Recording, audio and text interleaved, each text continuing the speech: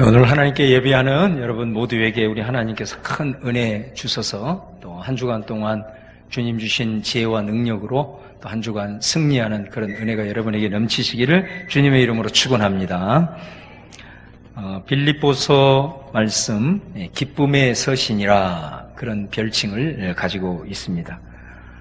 빌립보서 말씀을 읽으면 사도 바울이 빌립보 교회 편지를 하면서 주 안에서 기뻐해라. 내가 다시 말하노니 기뻐해라. 그리고 나도 기뻐한다. 이런 표현이 자주 반복이 되고 있습니다. 바울이 왜 그렇게 기뻐했는가?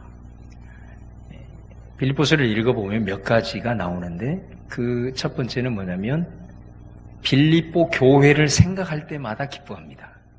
그게 왜 그러냐면 바울은 순회 전도자잖아요. 바울이 복음을 들고 복음을 전하다가 많은 사람들이 예수님이 영접하고 교회가 세워져요.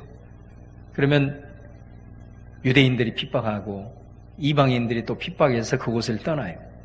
또 어떤 경우에 있어서는 복음을 전해야 될 곳이 많기 때문에 교회를 세워놓고 다른 곳으로 또 이동해서 그곳에서 복음을 전해요. 순회 전도자인 게 한 곳에 오래 정착을 하지 않는 것입니다. 근데 이 빌립보 교회는 좀 남달랐어요. 어떤 면에서 남달랐냐면 바울이 빌립보 교회를 세우고 그곳을 떠난 후에도 이 빌립보 교회는 계속해서 바울에게 선교 후원을 하는 겁니다. 그래서 물질적으로도 바울이 필요한 부분들을 계속 공개를 하고 또 계속해서 기도해주고 아주 남다른 교회였어요. 그러다 보니까 바울은 빌립보 교회 성도들을 생각할 때마다 항상 기쁜 거예요. 감사한 거예요. 그래서 그 내용이 빌립보서 1장 4절 5절에 보면 나와 있는데 세 번역으로 제가 읽어드리면 내가 기도할 때마다 여러분 모두를 위하여 늘 기쁜 마음으로 간구합니다. 여러분이 첫날부터 지금까지 복음을 전하는 일에 동참하고 있기 때문입니다. 이렇게 서두에서 인사말을 하고 있는 걸 보게 돼요. 바울이 이 빌립보서를 쓰면서 기뻐해라, 주님 안에서 기뻐해라 라는 이 메시지를 던지고 있는데 과연 이때 바울의 상황은 어떨까? 사실은 감옥에서 이 편지를 쓰고 있는 거예요. 여러분 복음을 열심히 증거하다가 하나님 나라 일을 하다가 감옥에 갇혔어요. 할 일도 많은데 또 내가 잘못한 것도 아닌데 주의 영광을 위해서 일하다가 감옥에 갇혔어요. 자, 그런 상황에서 편지를 쓸 때 너희들 주님 안에서 기뻐해라. 이런 말이 나오기는 쉽지 않습니다. 이런 말을 쓸 때에는 그 상황에서도 자신 안에 기쁨이 넘쳐야 이런 말을 할 수가 있는 거죠. 내 심령은 지금 골아 썩어지고 있는데 사람들에게 편지를 쓰면서 기뻐하세요. 이렇게 말할 수는 없다는 거죠. 바울이 그 감옥에 있으면서도 왜 기쁨을 잃지 않고 살았는가? 많은 사람들이 절망하고 좌절할 수 있는 그 상황임에도 불구하고 그는 기뻐했는가? 빌립보서를 읽어보면 내가 감옥에 갇혔어. 바울도 인간이기 때문에 이 모습을 교회 성도들이 알면 얼마나 실족할 수 있을까? 저렇게 하나님을 잘 섬기고 또 주의 복음 증거하고 있는데 왜 저 사람에게 저렇게 어려운 일이 닥치나? 바울이 할 일이 얼마나 많은데 지금 감옥에서 시간을 낭비하고 있나? 아마 실족한 사람들이 있었을 거예요. 그런데 바울이 그런 사람들에게 1장에서 그렇게 편지를 합니다. 내가 말이야 감옥에 와보니까 내가 전혀 생각하지 못했던 일이 벌어지고 있어. 그건 뭐냐면 바울을 가두고 있는, 지키고 있는 군인들이 바울로 인해서 예수를 영접하는 역사가 일어나는 거예요. 그리고 그 시위대 사람들뿐만 아니라 바울과 함께 갇혀있는 많은 죄수들이 그 감옥 안에서 그리고 왔다 갔다 하는 많은 사람들이 바울로 인해서 복음을 접하고 예수를 믿는 전혀 기대하지 않은 일들이 일어나게 된 거예요. 그래서 바울이 인간적으로는 좀 실망할 수 있고 좌절할 수 있지만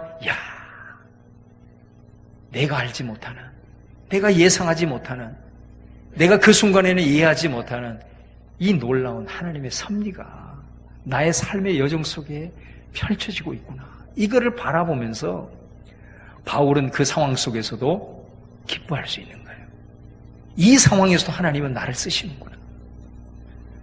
뿐만 아닙니다. 어떤 한편의 성도들은 바울이 감옥에 갇힌 것에 대해서 또 실족하는 그런 사람도 몇 명 있었지만 대부분의 성도들은 바울 선생이 감옥에 갇혀 복음을 증거할 수 없으니 이제는 우리가 그 뒤를 따라야 되지 않겠느냐. 그래서 많은 사람들이 평소에는 그냥 대충 이렇게 있다가 바울이 감옥에 갇히니까 이 사람들이 열심을 내기 시작하는 거예요.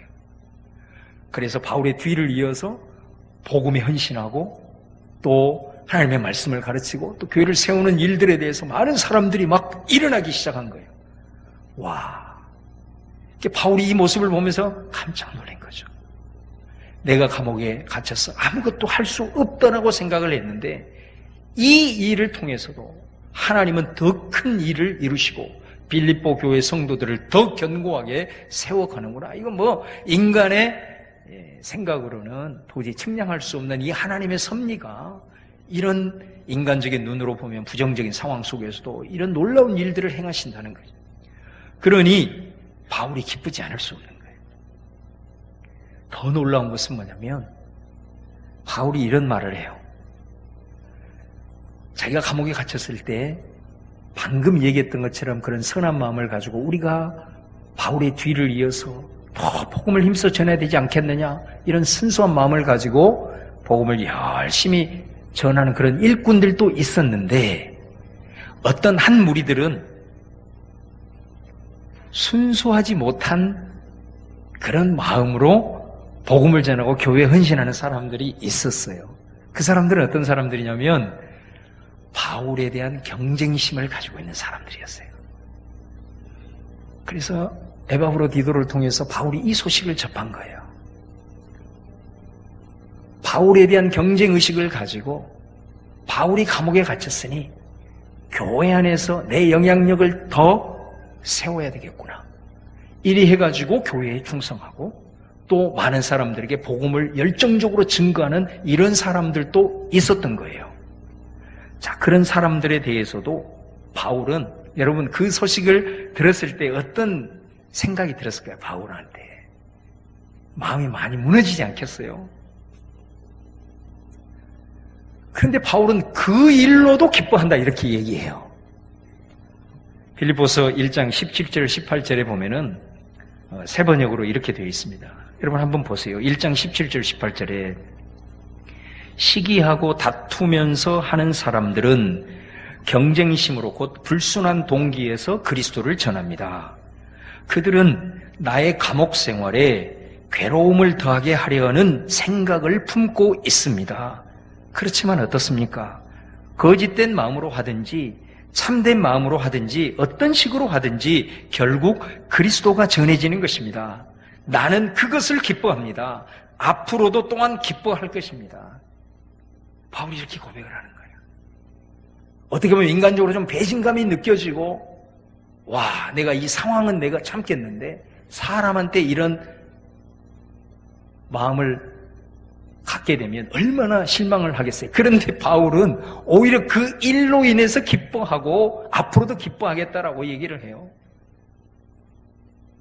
얼마나 그가 예수 중심의 사람이었는가. 교회가 세워지고 하나님의 복음이 흥황할 수 있다면 내가 좀 괴로움을 당하고 내가 좀 배신을 당해도 나는 개의치 않는다. 오직 어떤 방법으로든 예수님이 증거되어지고 전파되어지는 것으로 인해서 나는 기뻐할 것이고 앞으로도 기뻐할 것이다. 그것이 내 기쁨이다. 이렇게 고백을 하고 있다는 거죠. 여러분, 바울이 이 정도니 어느 누가 바울에게서 기쁨을 빼앗아갈 수 있겠어요? 이런 상황을 직면해도 이렇게 해석을 해버리니 어느 누가 바울의 품고 있는 그 기쁨을 빼앗아갈 수 있겠느냐라는 거예요. 바울이 데살로니가전서 5장에도 너희들 항상 기뻐하십시오 이렇게 얘기를 하죠. 우리는 그런 질문을 할 수 있어요. 바울 자신은 항상 기뻐했나? 오늘 빌립보서를 보면서 답을 찾지요. 바울은 진짜 그랬습니다. 그는 항상 기뻐했습니다. 그의 일상 속에서 기쁨을 빼앗기지 않았던 것을 바라봅니다. 어떤 상황이 와도 해석이 달라요. 기쁨을 잃지 않아요. 항상 기뻐하면서 살았어요. 여러분은 어떻게 사십니까? 그리스도인이 바울과 같은 이런 정도는 아니더라도 우리가 일상을 살아가면서 내 입에서 나오는 말이 늘 짜증,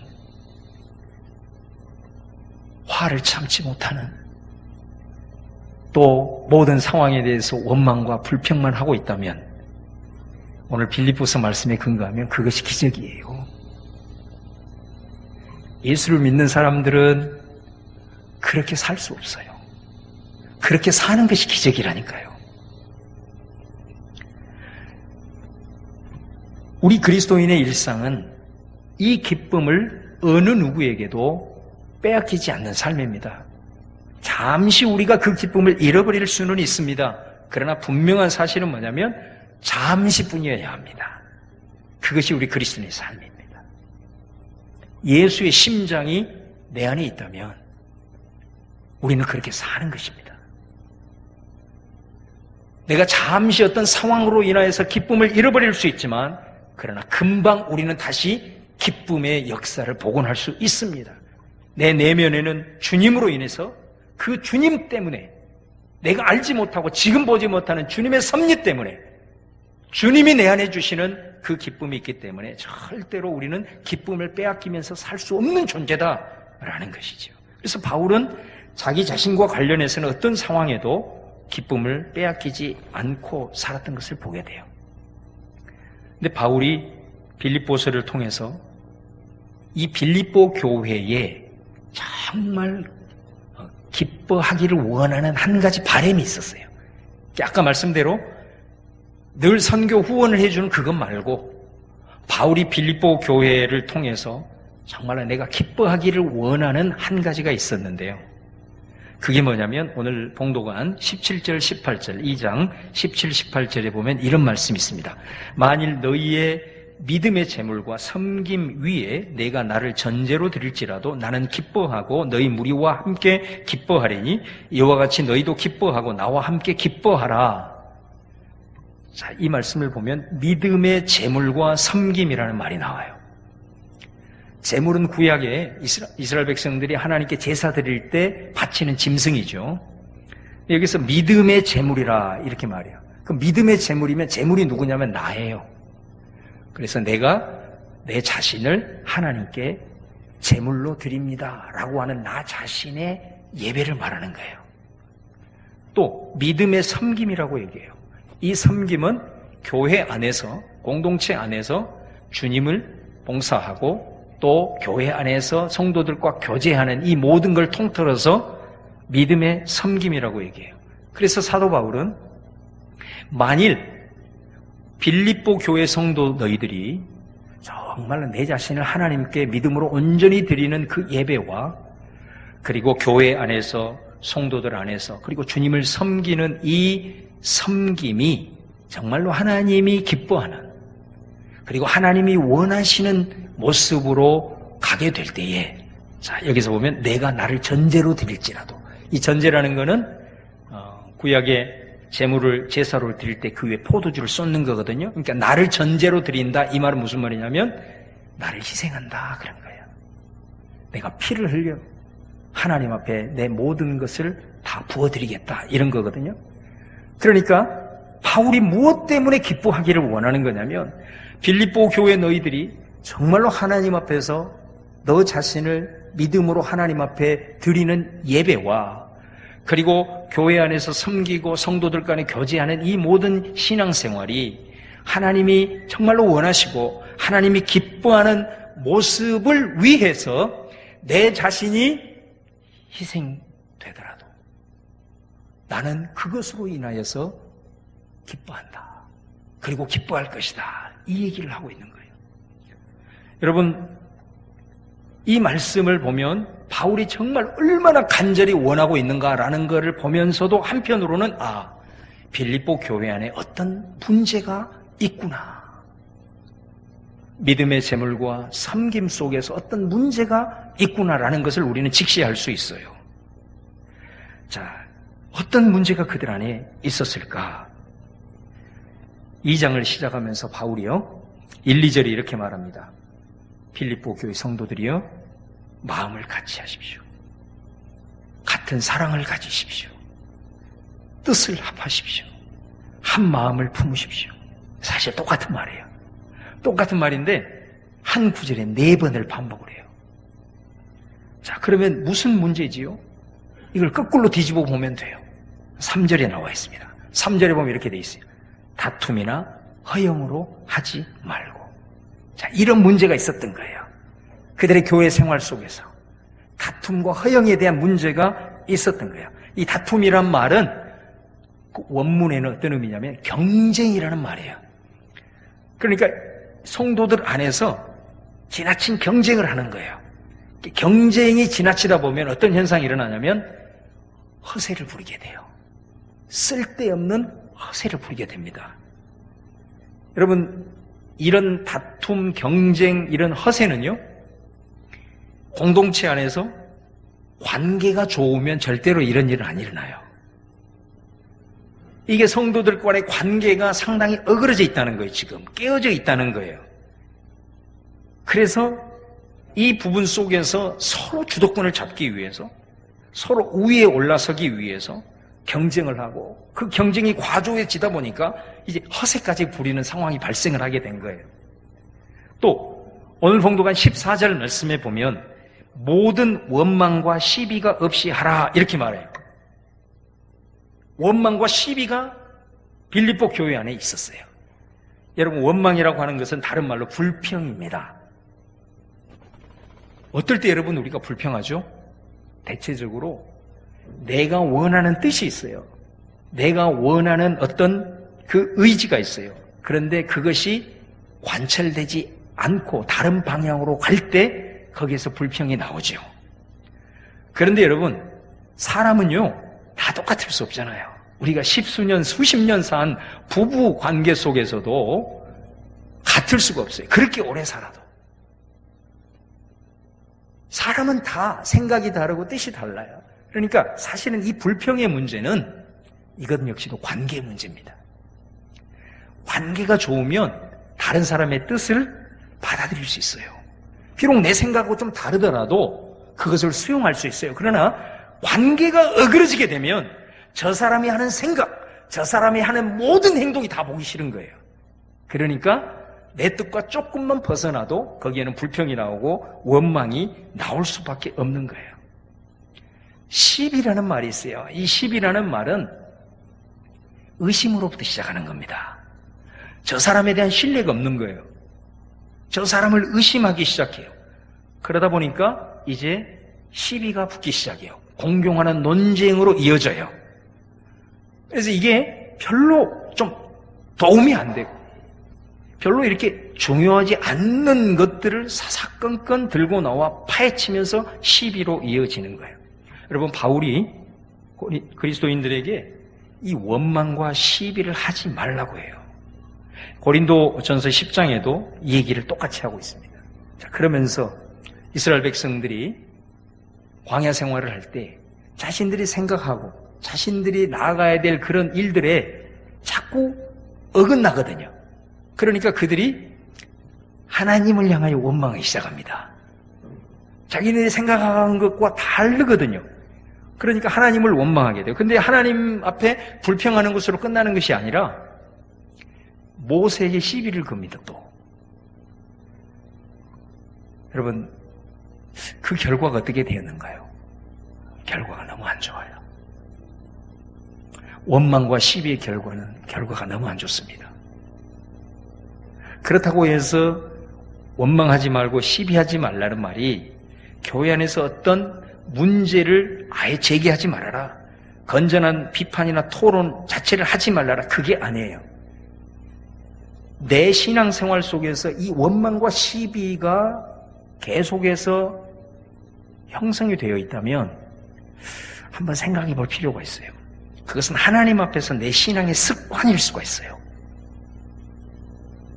또 사람과의 관계에 어떤 문제가 발생을 했을 때 그것을 스스로 해결하기보다는 그 해결을 스스로 하기보다는 자꾸 다른 것에 시비를 걸므로 그것을 무마하려고 하는 내 좋지 않는 신앙의 습성이 있지는 않는가 돌아볼 필요가 있다는 것입니다. 그래서 교회 안에서 이런 지나친 경쟁과 허세가 있고 또 원망과 시비가 일어나고 있다는 것은 그 성도들 안에 관계가 굉장히 깨져 있다는 것을 말씀하고 있는 거예요. 이 관계가 해결되지 아니하고 계속 그 상태로 가게 되면요, 영적인 문제에 영향을 미치게 돼요. 하나님과의 관계도 어그러지게 됩니다. 그래서 성경은 사람과의 관계가 하나님과 나와의 관계와 뗄 수 없는 것이라는 것을 강조하는 이유가 여기에 있는 것입니다. 그렇다면 지금 빌립보 교회 가운데 이런 문제가 발생을 했는데 과연 이 문제를 그럼 어떻게 해결해야 되냐?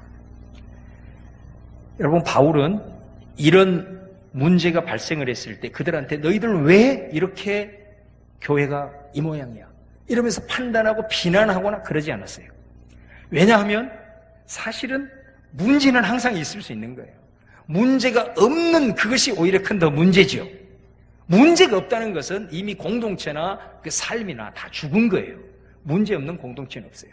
그러나 중요한 것은 그 문제를 어떻게 해결하면서 지금 살아가고 있는가, 이게 중요한 거거든요. 그래서 사도 바울은 이런 문제들 앞에 그러면 우리가 어떻게 이 상황을 해결할까? 사도 바울은 얘기합니다. 예수의 마음을 품어야 된다. 그래서 2장을 시작하면서 다툼과 허영의 문제를 얘기하고 또 14절 말씀에서 원망과 시비를 하지 말라고 얘기하면서 그 가운데 예수님의 마음을 얘기해요. 이게 해결책이라는 거예요. 여러분, 5절 말씀에 보면 너희 안에 이 마음을 품어라. 곧 그리스도 예수의 마음이다. 예수님의 마음이 어떤 마음이에요? 6절에 보면 여기지 아니한다, 이런 표현이 나와요. 여기지 아니한다. 여긴다는 것은 생각한다, 간주한다, 그런 뜻이거든요. 그러니까 예수님은 여기지 않았다. 이 말은 뭔 말이냐면 원래 예수님은 하나님 아버지와 동등된 존재예요. 동등해요. 그런데 예수님은 처음부터 아버지 하나님과 나는 동등하지 않습니다 하고 자기를 낮추었다는 거예요. 예수님은 처음부터 하나님 아버지와 나는 동등한 존재가 아닙니다 라고 여기면서 살았다는 거예요. 여러분, 예수님의 이 마음을 사도 바울은 우리에게 적용을 합니다. 그게 2장 3절이에요. 자, 2장 3절에 보면은 바울이 이렇게 말합니다. 오직 너희들도 겸손한 마음으로 각각 자기보다 남을 낮게 여겨라. 여기서 또 여긴단 말이 나오죠. 우리도 그렇게 여기면서 살아야 된다는 거예요. 예수님처럼. 그 예수님은 하나님과 동등했지만 자기를 동등한 존재로 여기지 않았던 것처럼 너희들도 사람과의 관계 속에서 항상 사람은 우리와 다 동등하잖아요. 또 객관적으로 비교를 해보면 내가 저 사람보다 좀 우위일 수도 있어요. 그런데 우리는 항상 성도들과의 관계 속에서 이 예수님의 마음을 품어야 되는데 이 예수님의 마음은 뭐냐면 나는 당신보다도 항상 낫습니다. 이렇게 여기면서 살아가는 거예요. 이게 예수님의 마음이라는 거예요. 7절 이하에 보면 예수님은 단순히 이렇게 생각하는 것만이 아니라 행동으로 옮겼어요. 그 행동, 예수님의 행동을 표현하는 단어 하나가 있습니다. 그게 뭐냐? 비운다, 그런 말이에요. 자기를 비웠으니. 예수님이 자기를 비운다는 것에 대해서 사도 바울은 4가지로 말합니다. 종의 모습을 취하셨다. 사람들과 같이 되셨다. 사람의 모양으로 나타날 정도로 자기를 낮추셨다. 그리고 죽기까지 복종하셨다. 여러분, 하나님이신 예수님이 미천한 인간의 몸을 입었어요. 비운 거예요. 또 인간이 됐는데 어떤 부유한 궁궐에서 태어난 것이 아니라 미천한 구유에서, 그리고 가장 비천한 직업인 직업의 모습으로, 목수의 모습으로 와셨어요. 비웠어요. 또 자기를 계속해서 낮추면서 조롱당하고 오해받고 비난받는 것을 감수하셨어요. 그리고 하나님이 마지막 요구했을 때 너 자신을 위해서가 아니라 다른 사람을 위해서 네 자신을 희생할 수 있느냐라고 했을 때 예수님은 거기까지 비우시면서 십자가에서 다른 사람을 위해서 친히 매달리셨어요. 이 예수님의 비우는 행동에 대해서 우리에게 적용을 합니다. 2장 4절에 보면 각각 자기 일을 돌볼 뿐더러 또한 각각 다른 사람의 일을 돌보아라. 이렇게 적용을 해요. 비우는 것의 핵심은 뭐냐? 다른 사람을 돌보라는 거예요. 내 중심으로 생각하지 말고 상대방의 중심으로 생각하고 내 중심으로 말하지 않고 상대방의 중심으로 말을 하고 내 중심으로 행동하지 않고 상대방의 중심으로 행동을 하는 것, 이게 예수님의 행동, 비우는 행동이라는 거예요. 우리는 이렇게 질문할 수 있습니다. 예수님이니까 그렇게 할 수 있죠. 우리는 죽어도 못해요. 우리가 어떻게 그렇게 할 수 있어요? 그런데 여러분, 우리가 예수님처럼 완벽하지는 않지만요, 우리도 충분히 할 수 있습니다. 믿으시기를 축원합니다. 그렇기 때문에 오늘 사도 바울이 우리에게 이걸 제시하고 있는 거죠. 왜 우리가 할 수 있을까요? 그 이유가 나와 있어요. 그게 9절에서 12절의 말씀입니다. 아주 중요한 오늘 핵심적인 말씀입니다. 한번 9절에서 12절을 한번 보세요. 왜 우리가 이걸 할 수 있는가? 자, 제가 읽습니다. 이름으로 하나님이 그를 지극히 높여 모든 이름에 뛰어난 이름을 주었어요. 하늘에 있는 자들, 땅에 있는 자들, 땅 아래에 있는 자들을 다 예수의 이름 앞에 무릎을 꿇게 하셨어요. 그리고 모든 입으로 예수님을 주님이라고 시인하게 해서 하나님께 영광을 돌리게 하셨어요. 여러분, 이게 무슨 말입니까? 우리가 예수님의 마음을 품고 여기는 만큼, 우리가 예수님의 그 비우는 행동만큼 비우는 만큼 하나님이 그만큼 우리를 높여주시고 하나님이 그만큼 우리를 채워주신다라는 거예요. 바울은 이것을 말하려고 했던 거예요. 우리 신앙의 핵심의 원리예요. 우리는 우리가 모든 걸 다 하려고 해요. 그리고 내 스스로의 힘으로 해결하려고 합니다. 특별히 관계 속에서도 그래요. 관계가 어그러졌을 때 우리는 내 스스로 내 힘으로 내 방식으로 세상의 방법을 하려고 해요. 관계는 더 꼬이게 돼 있어요. 그리고 결과적으로는 둘 다 망해요. 나중에 다 잃고 후회합니다. 내가 왜 그때 그랬을까? 예수님을 믿어도 세상의 방식과는 하나가 다를 바 없는 거예요. 여러분, 만약에 우리의 행동 전부가 이런 식이라고 한다면 예수님을 믿는 의미가 무엇입니까? 예수님을 믿는다는 게 뭡니까? 그거는 예수님의 마음을 품는 거 아니에요? 그리고 그 예수님의 행동을 좀 힘들고 어려워도 따라가려고 애를 쓰는 것이 예수님 믿는 거 아닌가요? 왜 우리가 그것을 할 수 있는 거죠? 그렇게 해야 하나님의 행동이 따라와. 하나님의 역사가 일어나요. 여러분, 내가 꼬여진 관계, 뒤틀려진 관계에서 여전히 세상의 방식으로, 내 방식으로 그 부분을 해결하려고 했을 때는 하나님은 침묵하십니다. 하나님이 능력이 없어서 침묵하는 게 아니에요. 절대로 역사하지 않습니다. 예수님을 따라가야, 예수님의 마음을 품고 가야 그 다음에 반드시 하나님의 역사가 있고 하나님의 행동이 있어요. 우리가 예수님의 마음을 품고 여기면서 예수님의 행동으로 비우면서 살아갈 때에 그 예수님의 십자가를 붙들고 살아가면 하나님은 반드시 그 뒤에 행동을 보장해요. 우리를 부활의 영광으로 높이십니다. 중요한 것은 뭐냐면요, 이거를 경험해야 돼요. 할렐루야. 저는 여러분이 교회 생활을 하고 신앙생활을 하면서 이 경험을 하기를 바랍니다. 여러분, 우리가 신앙생활을 하는 것이 하나님을 경험해야 됩니다, 하나님을 체험해야 됩니다, 이런 얘기 많이 하잖아요. 여러분이 생각하는 하나님 경험이 뭡니까? 뭐 신비적으로 내가 기도할 때 하나님께서 뭐 음성 들려주고, 내가 뭐 기도할 때 하나님이 뭐 어떤 이런 역사들을 이루어진 겁니까? 그건 다 부차적인 거예요. 본질적 하나님의 경험은 이 경험을 해야 되는 거예요. 내가 십자가를 선택하니 하나님이 부활의 영광으로 역사하시더라. 이것을 경험하는 거예요. 교회를 통해서. 이것을 경험하셔야 됩니다. 이것이 어느 한 사람이 이 경험이 생기게 되면, 내게는 직접적 경험이지만 그것을 보고 있는 사람은 간접 경험을 합니다. 그 간접 경험을 하면서 한 사람 한 사람이 그 경험에 계속해서 반복이 되다 보면 그것이 그 교회의 분위기가 되는 겁니다. 여러분, 교회 분위기라고 하는 거는 우리가 한번 이렇게 해봅시다, 그렇게 구호를 외치거나 어떤 캠페인을 통해서 만들어지는 것이 아닙니다. 우리가 교회 안에서 이런 관계의 얽힘과 여러 가지 문제가 발생을 했을 때 내 방식으로, 내 주관으로, 세상의 방법이 아니라 예수님의 이 마음과 행동을 품고 나아감으로써 하나님이 그 뒤에서 역사하시고 행동하는 것을 우리 눈으로 목도하고 바라보는 그 경험이 되어질 때에 바로 그것이 교회의 분위기가 되는 거예요.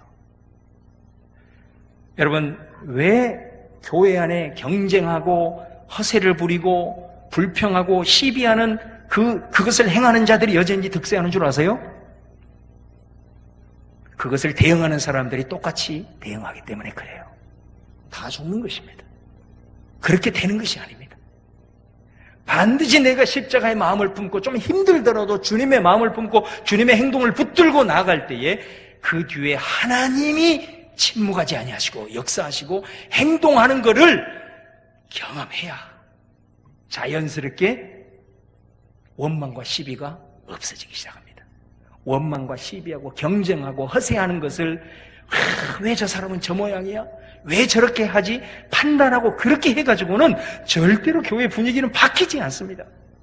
그 문제로 인하여 끊임없이 그 수레 바퀴 속에서 헛돌고 있게 된다라는 거죠.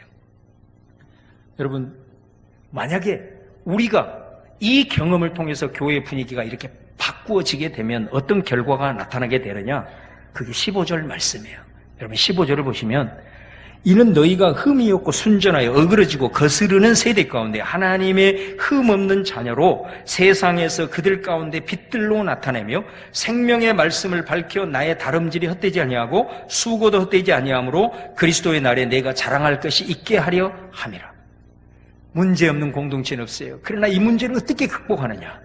예수의 마음 품고 예수의 행동으로 그 후에 하나님의 역사를 이루시고 그것을 경험하고 분위기가 달라졌을 때 오늘 사도 바울은 말합니다.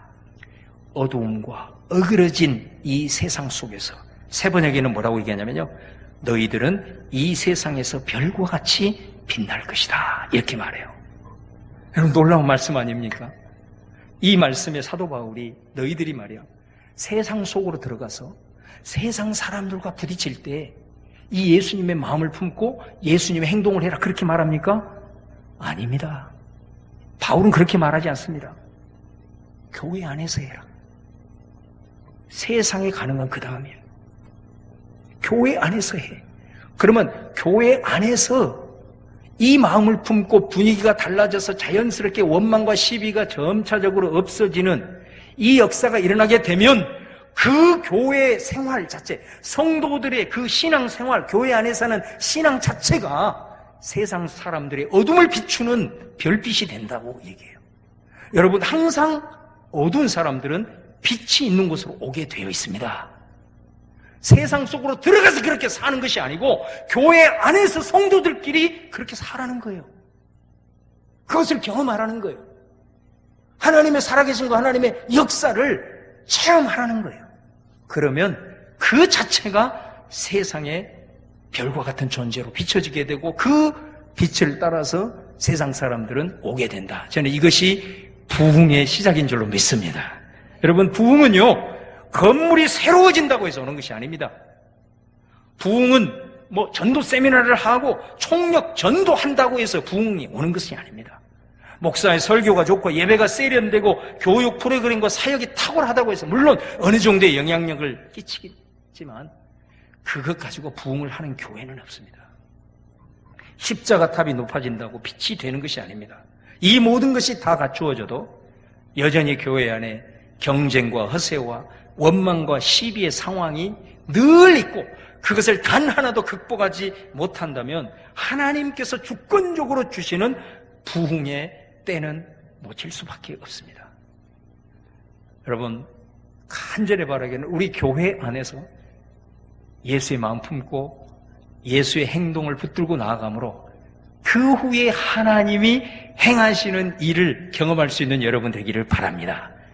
누가 누구를 원망하고 누가 누구를 탓하고 이런 게 아니라 내 스스로가, 내 한 사람이 그 경험을 하게 된다면 그것은 다른 사람에게 간접 경험이 되고 그것들이 하나하나 체험적으로 이루어질 때 우리 교회 분위기는 달라지고 그것 자체가 빛이 되어서 하나님이 허락하시는 놀라운 부흥의 역사가 우리 교회를 통해서 이루어질 줄로 믿습니다.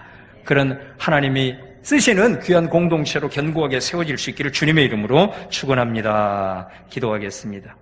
주님, 힘들고 어려워도 주님의 십자가, 주님의 마음, 주님의 비움을 선택하는 용기를 주시기를 원합니다.